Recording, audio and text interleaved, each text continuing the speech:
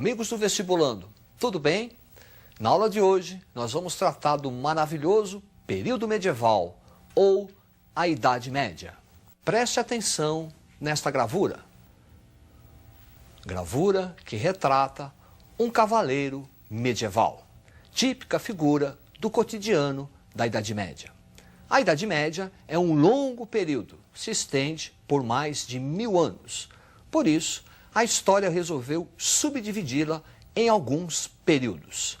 Preste atenção neste gráfico. A Idade Média, que começa do século V e vai até o século XV, aproximadamente. Do século V até o século IX, Alta Idade Média. Do século IX até o século XII, aproximadamente, cristalização do sistema feudal.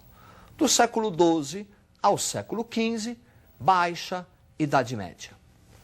A Alta Idade Média, vestibulando, refere-se a elementos que vão contribuir para a formação do sistema feudal. Depois nós temos a cristalização do sistema feudal, século IX ao século XII, e por fim, Baixa Idade Média, que representa a crise do sistema feudal e que se estende até o século XV. Na Alta Idade Média, inicia-se com a desintegração do Império Romano. Essa desintegração será facilitada pela invasão dos bárbaros germânicos. E onde se constituía o Império Romano, os povos germânicos ali vão se instalar, surgindo várias nações bárbaras. Preste atenção neste mapa. Aí está o mapa dos principais reinos bárbaros que vão se formar aonde se constituía o Império Romano, com destaque para os dois principais reinos bárbaros. O Reino Franco, que vai constituir a atual França, e o Reino Anglo-Saxão, que vai formar a Inglaterra.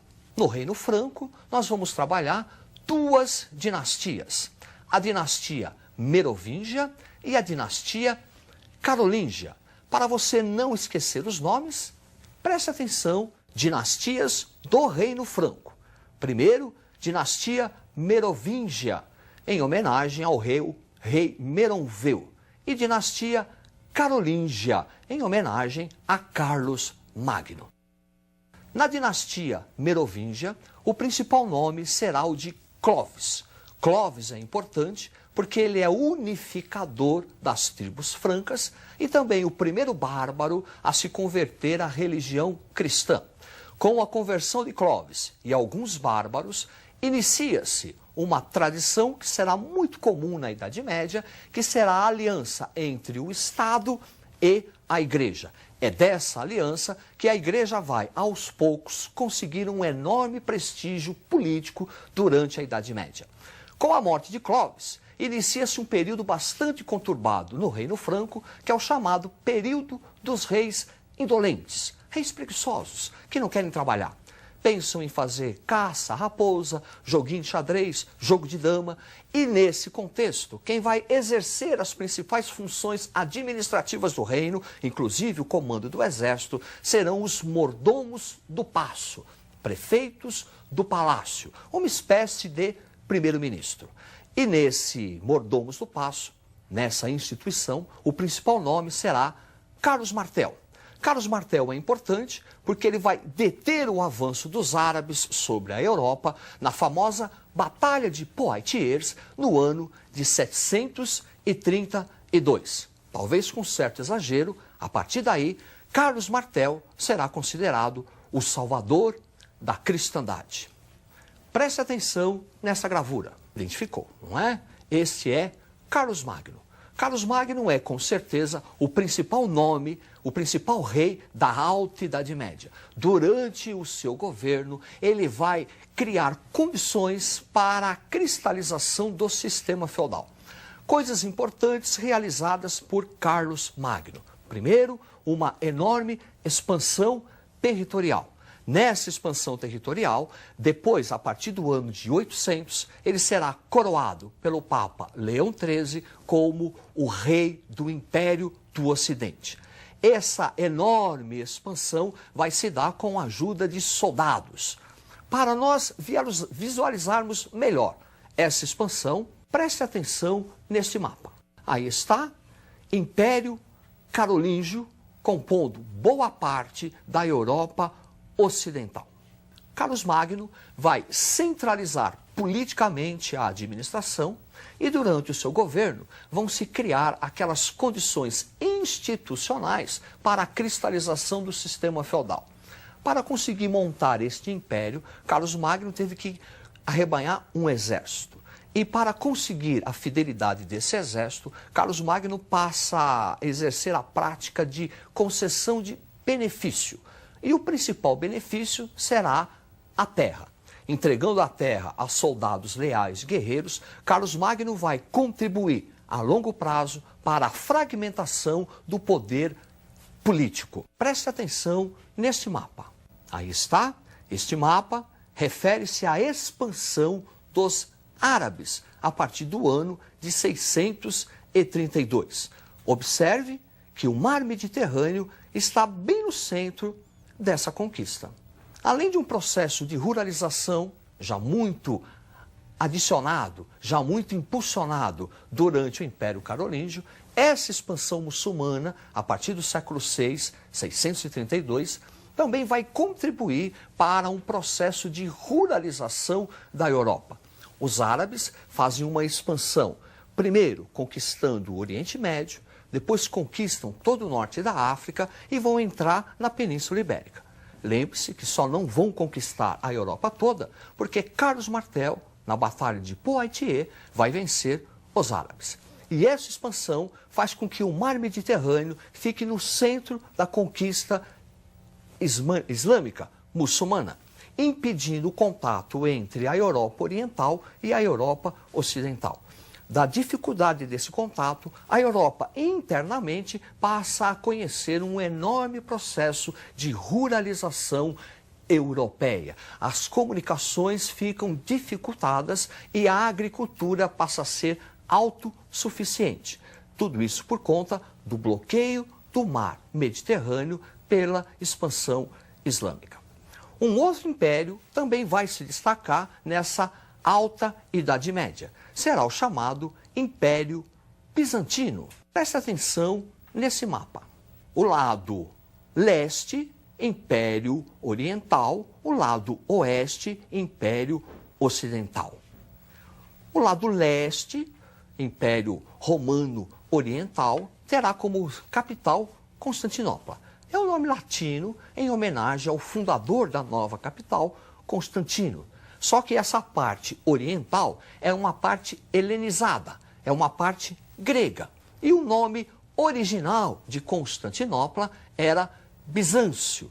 Daí o termo Império Bizantino, que é um importante império que vai se consolidar ao longo da Alta Idade Média.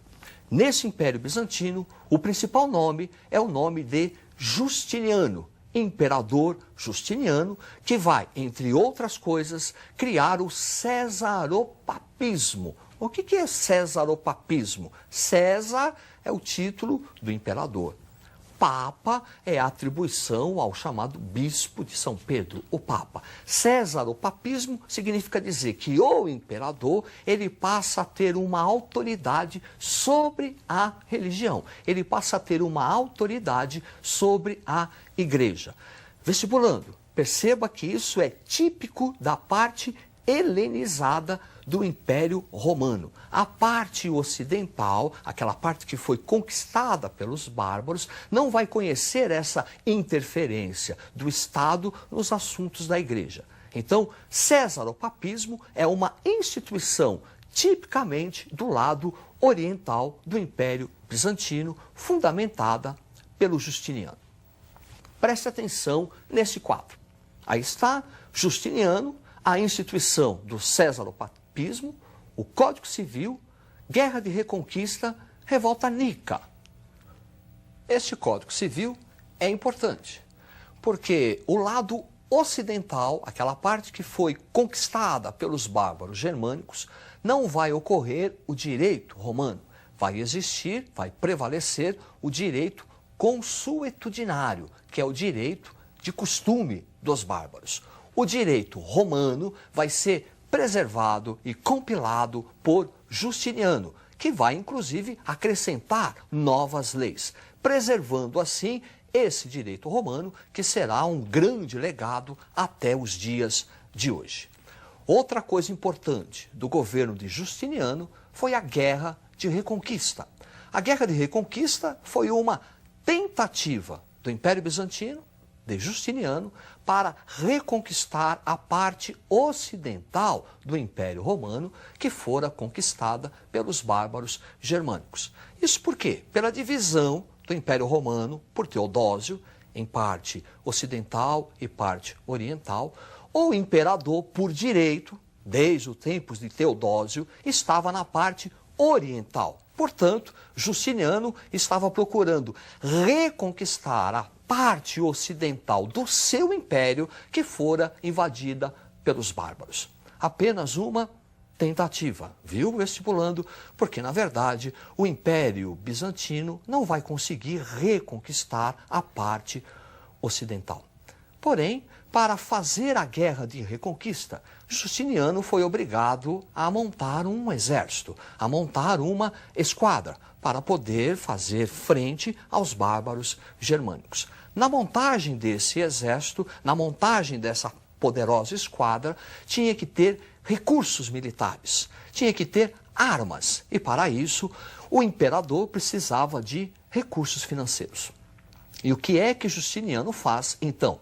Aumenta os impostos como forma de o Estado arrecadar o dinheiro através da tributação e investir nos soldados. E isso é que vai gerar a revolta Nika, que em grego quer dizer vitória. É uma sublevação popular contra o aumento dos impostos, que, aliás, para uma guerra que não vai dar em nada. Então, revolta Nika é uma sublevação popular contra o imperador Justiniano. Ele quase renunciou. Só não renunciou porque a sua esposa, a imperatriz Teodosa, é quem vai forçar o imperador a ficar e enfrentar a revolta. Enfrenta a revolta e vence. Vestibulando, nós analisamos então aqui Alta Idade Média. Tratamos do Reino Franco, tratamos da expansão muçulmana e o bloqueio do mar Mediterrâneo e do Império Bizantino. Na nossa próxima aula, nós vamos analisar o sistema feudal, a sua cristalização e a crise desse sistema feudal. É isto aí, até a próxima e uma boa sorte.